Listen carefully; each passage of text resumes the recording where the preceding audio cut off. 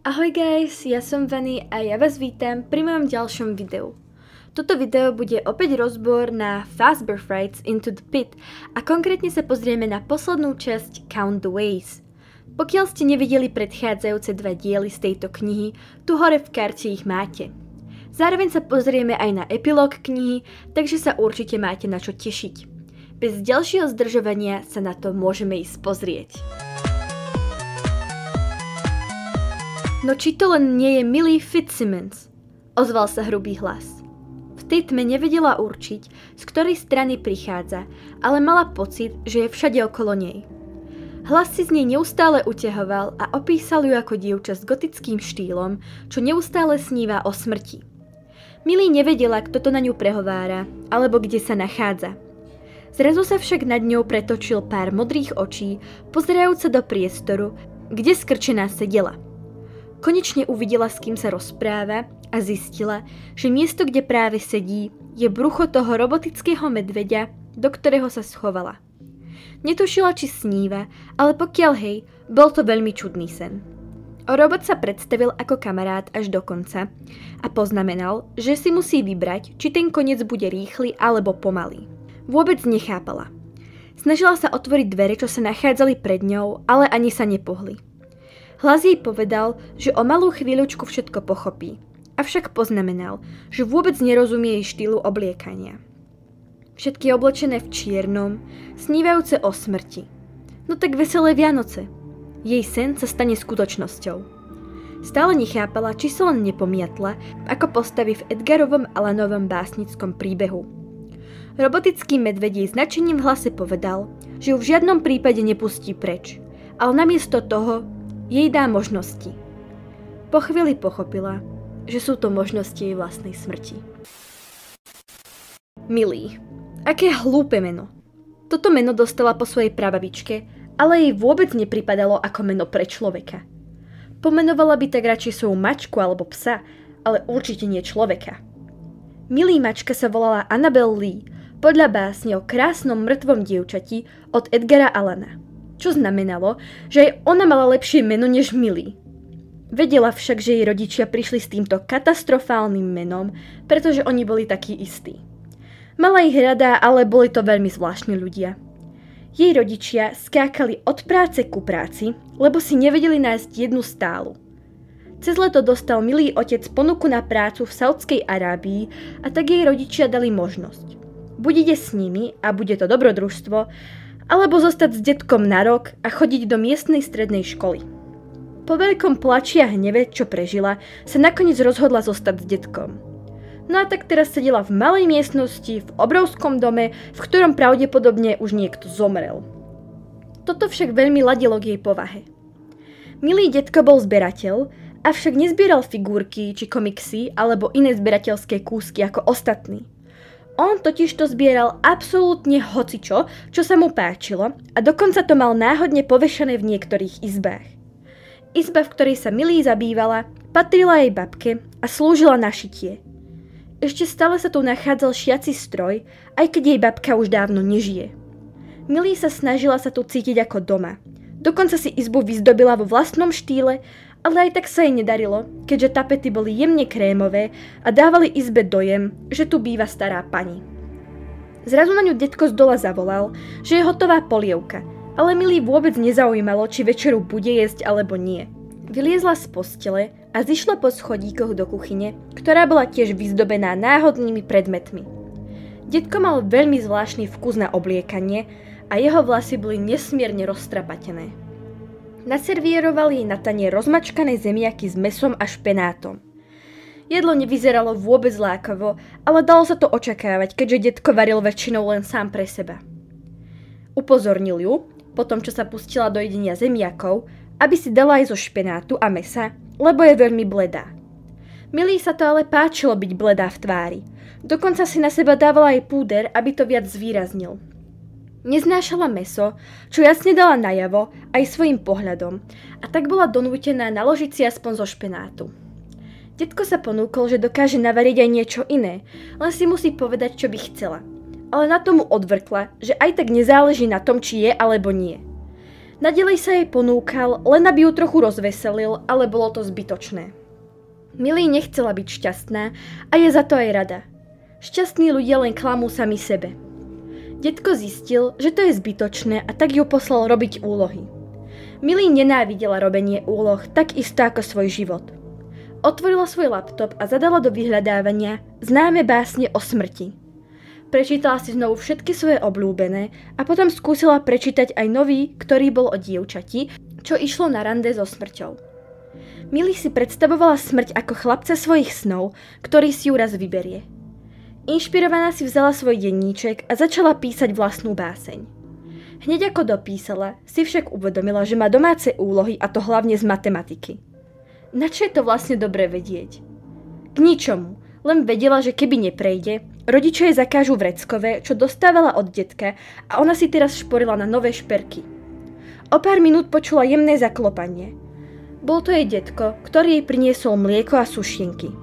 Povedala mu, nech ich nechá na nočnom stolíku a on jej taktiež oznámil, že pôjde pracovať do dielne. Millie ho len odbila, že aj tak nebude nič potrebovať a keď odišiel, pustila sa do sušienok. Koľko len spôsobov, ako zomrieť. Hlas pochválil Millie, aká je šikovná, že prišla na jeho zámery sama od seba. Prvé možnosti nazýva lenivé, pretože v skutku nemusí nič robiť a nechá matku prírodu urobiť svoju prácu. Ich výhoda je, že sú pre neho veľmi ľahké, avšak pre Millie nie. Je to totižto veľa utrpenia. Millie nechápala a tak robotický medveď začal vysvetľovať. Jedna z možností je dehydrácia, kedy jej telo nebude prijímať vôbec žiadnu vodu a smrť sa dostaví od 3 až po 7 dní. Keďže Millie je zdravá, stavil by sa, že to potrvá dlhšie. Keď telo nepríjma vodu, obličky prestávajú fungovať a jej telo by sa prakticky otrávilo. Otrava môže prísť v podobe zlyhania orgánov či srdcového záchvatu. Millie stuhla a spýtala sa, či toto všetko myslí vážne. Hlas jej na to odpovedal, že áno a že prišiel naplniť jej sen. Vraj ako džin z kúzelnej lampy, akurát, že ona je tá, ktorá je v nej uväznená. Vyhľadovanie je taktiež možnosť, ale to je veľmi pomalý proces. Trvá to týždne, kým telo spotrebuje všetky živiny, dokonca aj mesiace. Millie vedela, že jej detko by ju oslobodil, keby sa usnažila táto robotická vec vyhľadovať. Chodí do svojej pracovne predsa neustále a určite by ju našiel. Kričala by a robila by všetko preto, aby sa vyslobodila, keď ju v tom hlas prerušil. Môže kričať koľko chce. Jeho telo je dizajnované tak, aby tesnilo zvuk, takže ju nikto nebude počuť. Veď aj tak by o pár dní nemala silu kričať.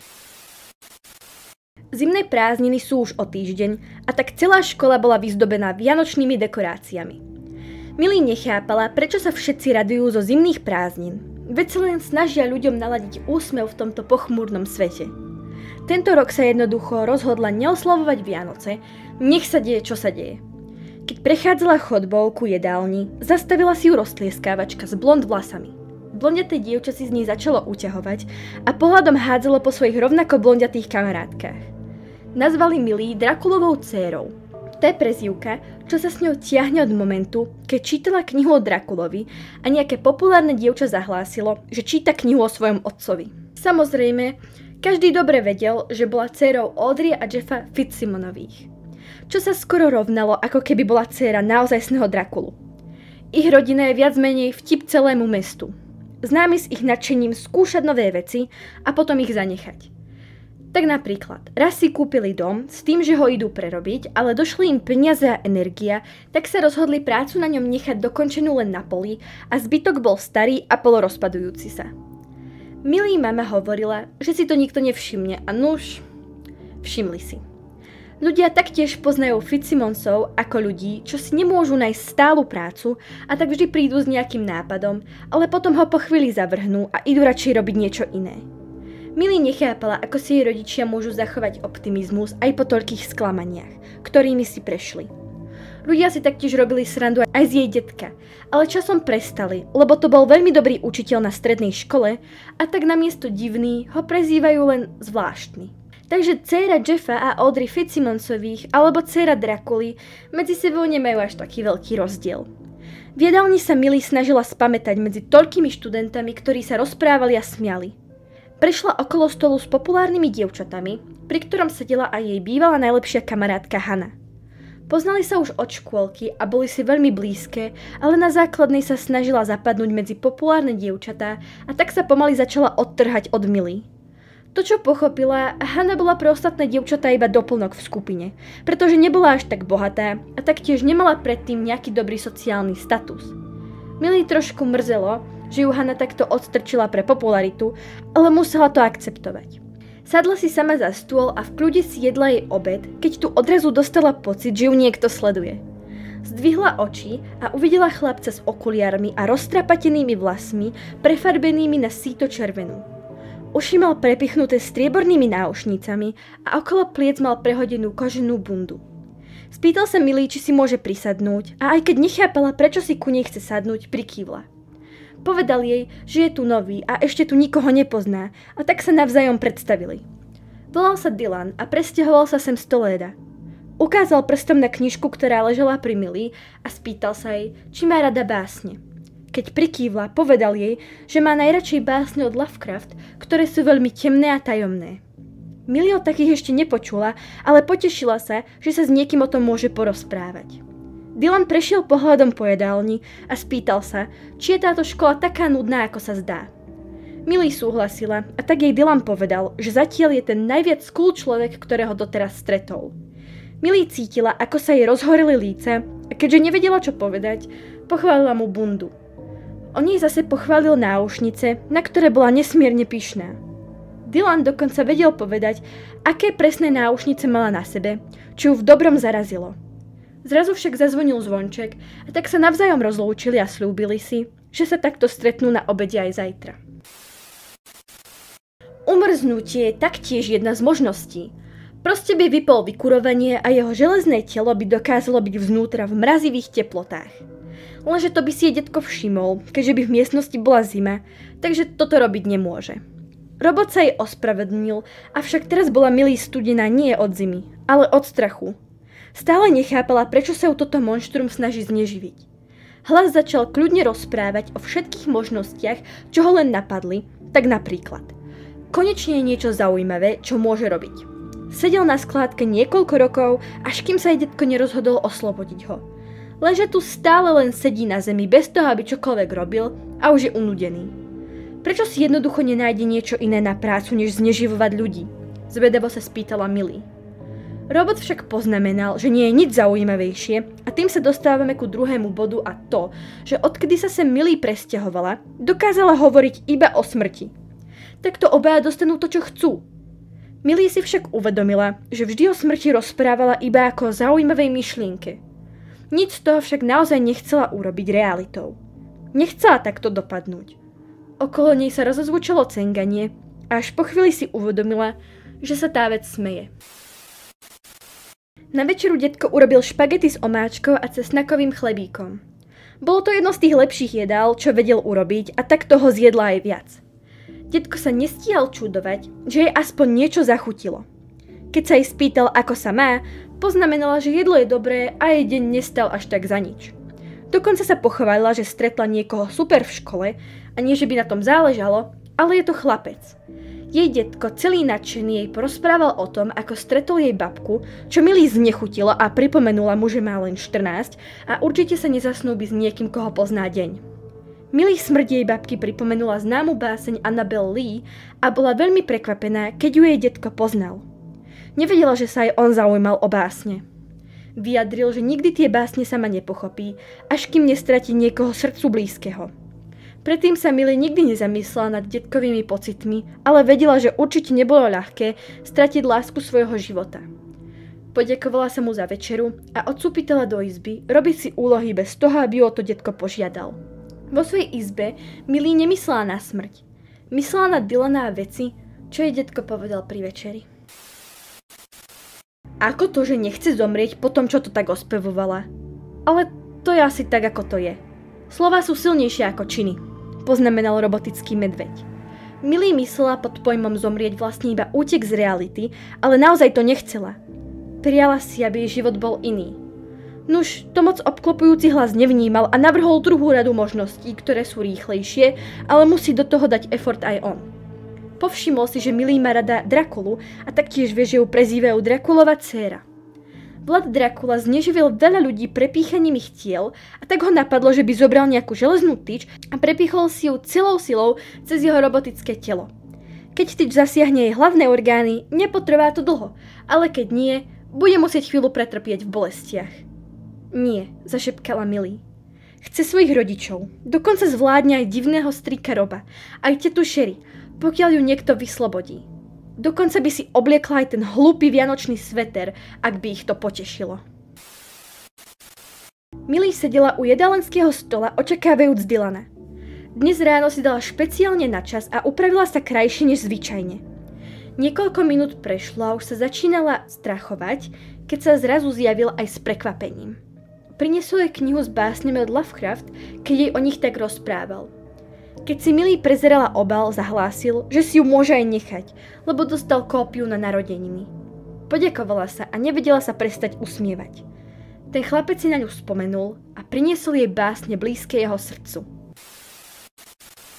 Po večeri sa Millie usadila a začala čítať básne napísané v knihe. Dylan mal pravdu. Boli trochu zvláštne, ale toto bol darček ako stvorený pre ňu. Otvorila laptop a do vyhľadávania napísala na miesto básne o smrti, básne o láske. Našla jednu, ktorá sa jej veľmi páčila a začínala sa so slovami: Ako moc ťa milujem? Nechajme spočítať možnosti. Túto báseň už predtým čítala, ale nikdy sa nezamyslela nad pravými pocitmi v nej ukrytými. Ešte predtým, než sa však pustila do úloh, napísala do denníčka ďalšiu báseň, ale tentokrát o láske. Zneživenie elektrickým prúdom je tiež možnosť, hlas rozprával Millie o tom, ako Alfred Southwick vynašiel elektrické kreslo na základe kresla, v ktorom sedíte u zubára.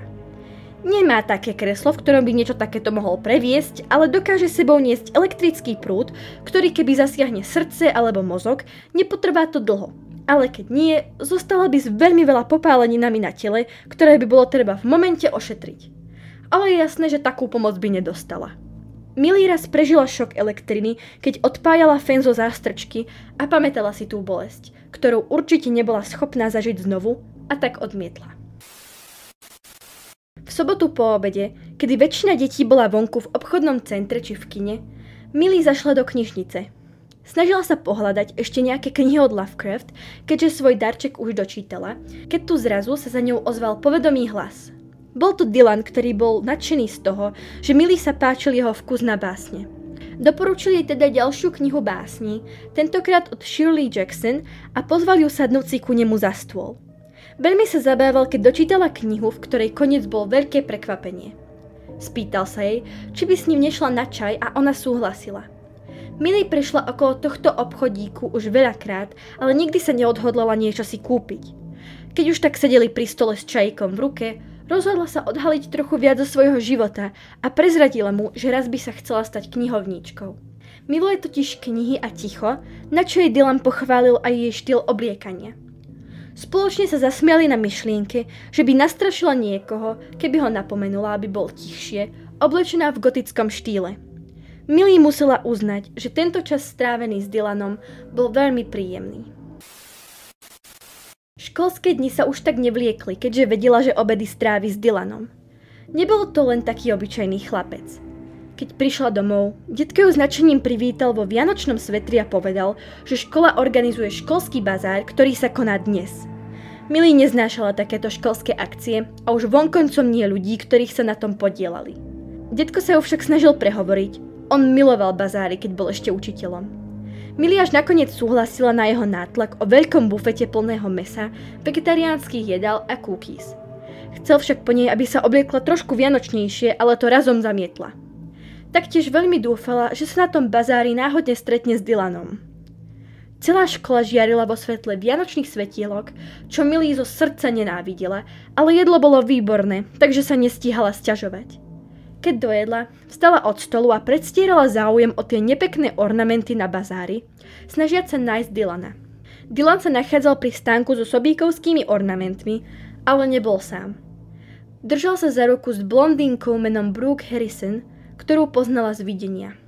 Millie sa v momente zdesenia otočila a okamžite zišla po schodoch, kde už však deti neušetrili ďalšieho posmechu od Drakulovej cére. Teraz ju to však vôbec netrápilo a keď konečne našla detka v rade odporných vianočných svetrov baviť sa v kruhu bývalých učiteľov, ktorí sú teraz na dôchodku, naliehavo ho požiadala, aby okamžite odišli. Zaželal bývalým kolegom šťastné a veselé a spýtoval sa Millie, či jej znova niekto niečo zle v škole povedal. V aute mu povedala, že nikoho v škole netrápi, či žije alebo nie, a vôbec ju neukludňovali jeho ľútostné poznámky. Slzy sa jej z očí len tak drali a vedela, že ju nikto nepochopí. A určite nie ľudia, ktorí sa tešia z takých hovadín ako Vianoce. Millie sa v tomto momente nebála smrti. Práve naopak. Mala pocit, že smrť je jej najlepší kamarát. Hlas si všímal, že Millie si nevie vybrať a smial sa nad tým, že sa cíti ako čašník v reštaurácii. Keď už hovorí o tom jedle, tak jej navrhol ďalšiu možnosť, a to uvarenie. Vedel by veľmi ľahko naplniť svoj vnútrajšok vodou a iba nakázať telu, aby zdvihlo teplotu. Najprv sa bude cítiť, ako by sa kúpala v teplúčkej vode, no keď teplota pôjde vyššie a vyššie, zamyslel sa nad tým, či by potom bola taká červená ako homár. Millie sedela skľúčene v jedálni, odsúdená na to jesť sama, keď tu zrazu si k ní prisadol Dylan, ako by sa nič nedialo. Pozdravil ju, ale Millie sa zháčila a spýtala sa ho, či by radšej nemal sedieť z Brooke. Dylan vôbec nechápal a len vysvetlil, že ona má obed v inú hodinu. Millie cítila, ako sa v nej začína vzbudzovať hnev, a tak mu povedala, že ich včera videla spolu. Dylan naďalej nechápal a až potom si to uvedomila, spýtal sa jej, či si naozaj myslela, že Millie a on spolu chodia. Všimol si ju, priniesol jej knihu, zobral ju von na čaj, no tak trochu si myslela, že v budúcnosti by mohli. Dylan sa jej hlboko ospravedlnil, že ju takto splietol a spýtal sa jej, či ešte nemala kamaráta chlapca, s ktorým by išla von nezáväzne. Hannah bola jediná kamarátka, ktorú Millie kedy mala, ale už nechcela zdieľať nič zo svojho života s Dylanom a tak mu zaklamala a pripomenula mu, že o nej povedal, že je jediný cool človek na škole. Povedal jej však, že odtedy stretol veľa iných fajn ľudí a vôbec sa mu nepáčila poznámka od Millie, ktorá znela, že Brooke je iba obyčajné blondiavé dievča, ktoré nikdy moc nerozpráva, lebo nemá čo povedať. Dylan jej však povedal, že je hypokratická, keď súdi niekoho na základe toho, ako vyzerá, ale jej samotnej sa to nepáči, keď jej to niekto robí. Týmito slovami ukončil konverzáciu a odišiel od jej stolu. Ako sa blížili zimné prázdniny, Millie nálada sa iba zhoršovala a zhoršovala. Zimné teploty, šedá obloha a opadané stromy to len zdôrazňovali. Zima bola jednoducho ročné obdobie smrti. Pri večeri sa jej detko opýtal, či je nadšená, že o deň jej končí škola. Millie mu hneď zahlásila, že pokiaľ jeho téma smeruje ku Vianociam, tento rok ich neslávi. Už odmietala pretvarovať sa, aká je šťastná, pretože jej to spoločnosť nakazuje. Detko nesúhlasila, namietol, že to nie je o spoločnosti, ale o rodine. Millie zostane v tomto dome, lebo nemá kam ísť, ale absolútne odmieta sláviť Vianoce. Detko jej vravel, že nikdy nebola šťastné dieťa, ale teraz má pocit, že nie je šťastná tu, špecificky s ním, a ospravedlnil sa za to. Nevie, ako to teraz majú mladé dievčatá, keďže už je starý, ale veľmi sa snaží to tu spríjemniť, čo najlepšie dokáže. Taktiež vie, ako jej chýbajú rodičia, keď ho zrazu prerušila a namietala, že jej vôbec nechýbajú. Vlastne si tým vnútri nebola až taká istá. Samozrejme, privádzali ju do šialenstva, ale bolo to pre ňu zvláštne len s nimi skypovať každú nedeľu večer. Detko sa však nedal odbiť. Vedel, že sa musela pohádať s niekým v škole, ale Millie povedala, že nemá kamarátov, a na detkové prosby o tom, aby si aspoň nejakého našla, zareagovala slovami, že on vôbec nevie, čo potrebuje. Zahlásila, že si ide robiť úlohy, aj keď už skoro žiadne nemala, a detko išiel do svojej pracovne. Vo svojej izbe si pustila svoju obľúbenú pesničku s názvom Dead Mask, ktorá bola takisto morbidná, ako teraz ona. Nechcela, aby ju uvaril zaživa. Robotický medveď to chápal. Bola to veľmi nepekná cesta, ako to ukončiť. Navrhol ďalšiu možnosť, a to dekapitáciu. Chúďa Mary, bývalá kráľovná Škótska, ktorej meč na odťatie hlavy nebol dostatočne ostrý, a tak sa to muselo robiť na 3-krát. Gilotína neskôr bola veľmi čistá práca a veľmi to uľahčila vo Veľkej francúzskej revolúcii.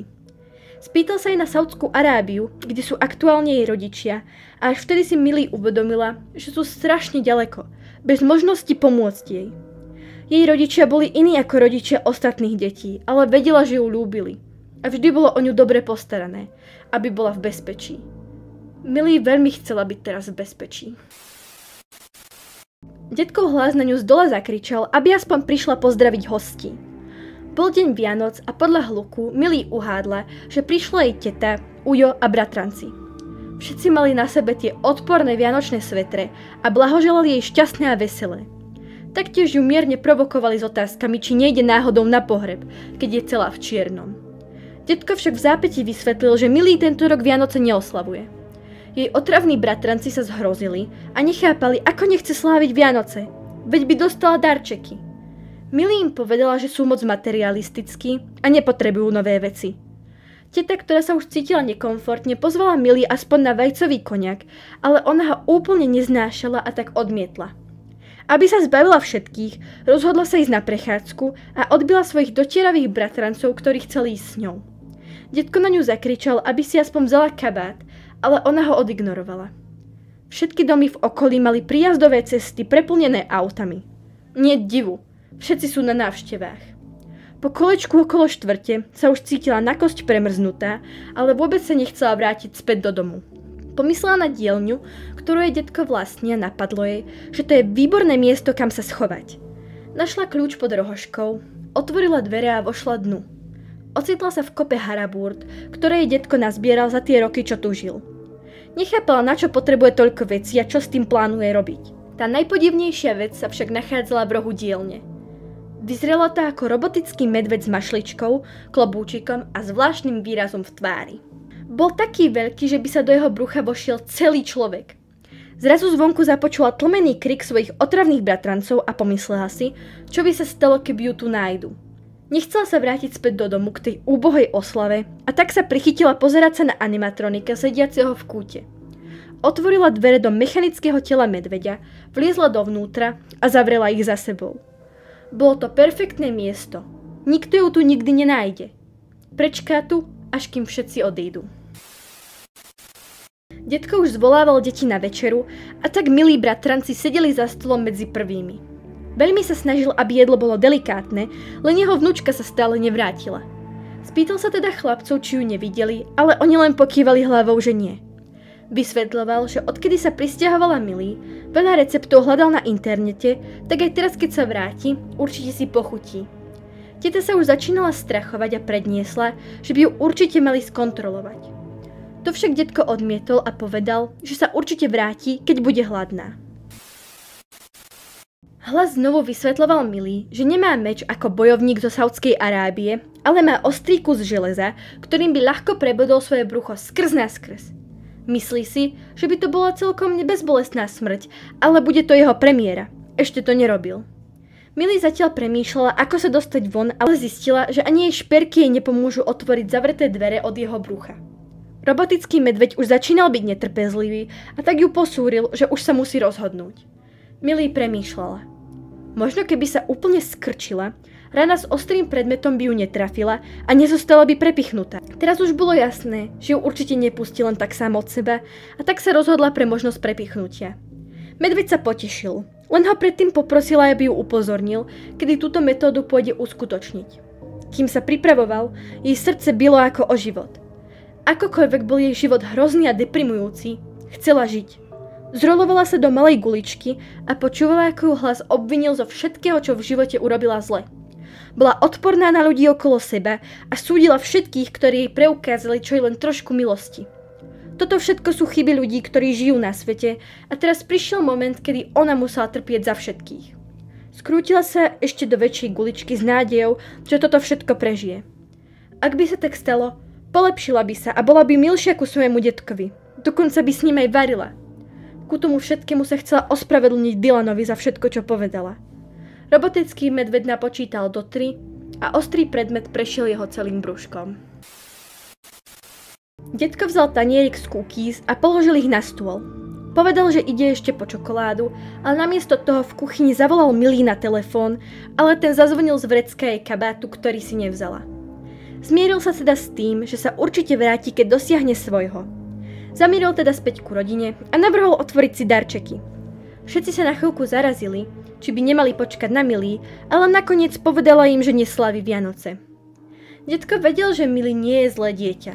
Je len v ťažkom veku a tak sa sklonil pod stromček a nachystal pre ňu darčeky tak, aby počkali na ňu, keď sa vráti.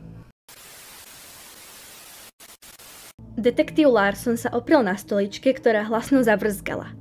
Všetci už boli preč, v tento pondelkový večer.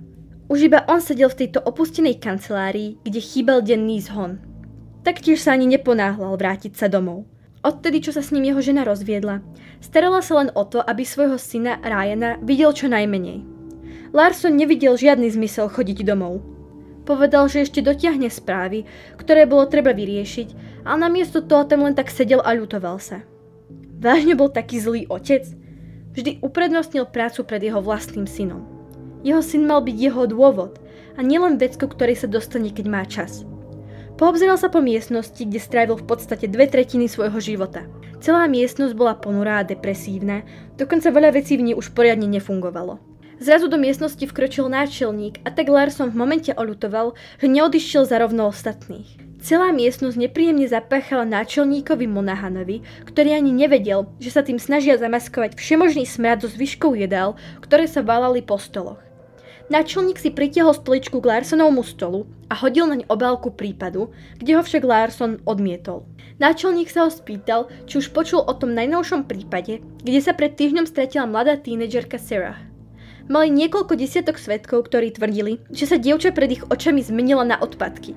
Dokonca aj psychológovia potvrdili, že svedkovia skutočne veria tomu, čo videli. Larson netušil, či sa náhodou nezobudil v hororovom filme, keď mu náčelník nakázal otvoriť obálku. Vraj ešte nevidel to najlepšie.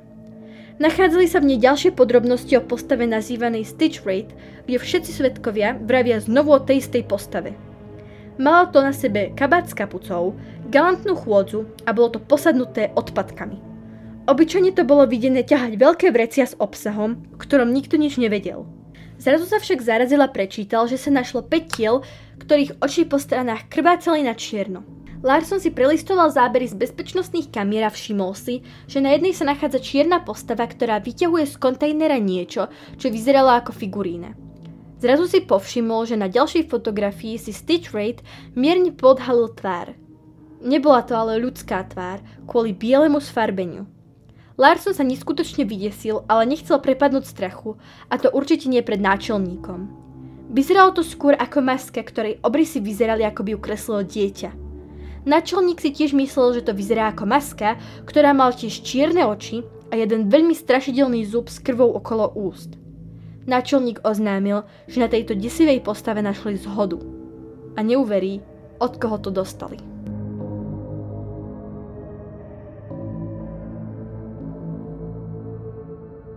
Tak a ja si myslím, že my už sme úplne u konca videa. Pokiaľ sa vám video páčilo, určite ho nezabudnite ohodnotiť lajkom alebo nejakým komentárom o tom, čo si myslíte o celom prvom dieli z Fazbear Frights. My sa vidíme pri ďalšom rozbore z druhého dielu série s názvom Fetch a ja sa s vami dovtedy lúčim. Tak ahojte!